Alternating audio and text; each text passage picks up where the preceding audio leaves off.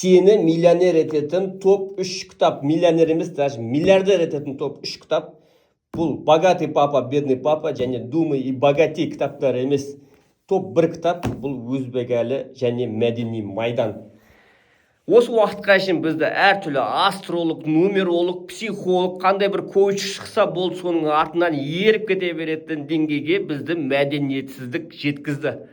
Енді қазір материалдық өмірдің артымен барлығымыз қуып кеттік. Ойбай ақша табам, ой үйтем, блогер болам деген сияқты ойлармен. Бірақ түбімізде мәдениет тұрмаса, жасап жатқан ісіңнің ұлы мақсаты болмаса, бұның барлығы бекер. Мен өзім денемде, терімде сезінгем. Өткен мен келіншегім 5 жылдан астам магазинде, аптекада жұмыс жасап, сол магазинде жүргізді.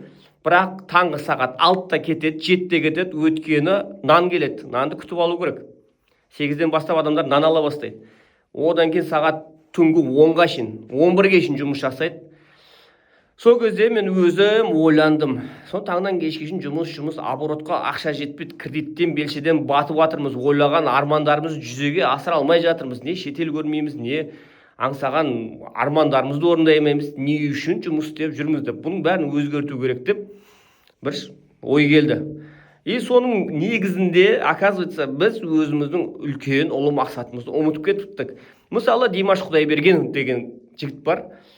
Ол қазақтың атын әлемге танытам деді. Және ол маңызды емес. Ол әнші болды ма, биші болды ма, спортшы болып, олимпиаданың алтын жұлдызын алды ма, алтын медалін алды ма, маңызды емес. Ең басты ұлы мақсат болды. Ары қарай жолда кім болсаң о бол.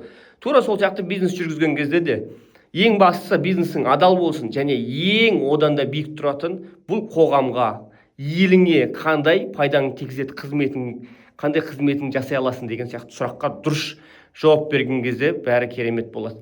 Енді сол мақсатта мен Мейрам бизнес клубын аштық, арнайы осындай бизнес деп жүріп, бірақ ұлы мақсатын жоғалтып алып, бизнесін де дұрыс жасамайды, басқасы ақсаңдап жатқан кісілерге, бизнесмендерге менің қателіктерімді қайталамаңыздар, біздің бизнес клубқа қосылыңыздар, үлкен белестерді бірге бағындырайық.